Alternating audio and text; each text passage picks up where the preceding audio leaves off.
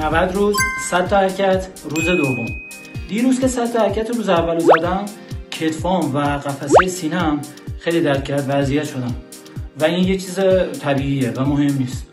خوشحالم که شروع کردم و دارم ادامهش میدم. اگه پایه‌ای بریم برای 100 تا حرکت روز دوم. دمتون گرم.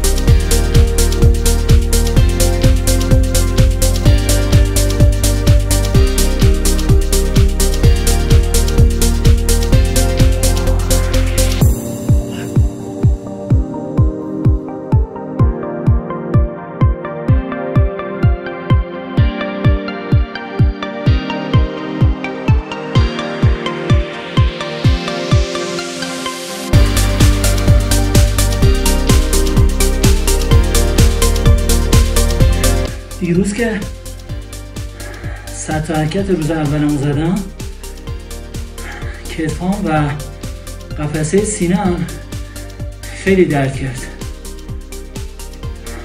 ولی مهم نیست. خوشحالم که شروع کردم و دارم ادامه میدم. لطفاً هر نظری در مورد درست بودن حرکتام یا غلط بودن حرکتام دارین توی کامنت ها بهم بگین. مهم شروع کردن و مهمتر از اون ادامه دادنه. دمتون گرم.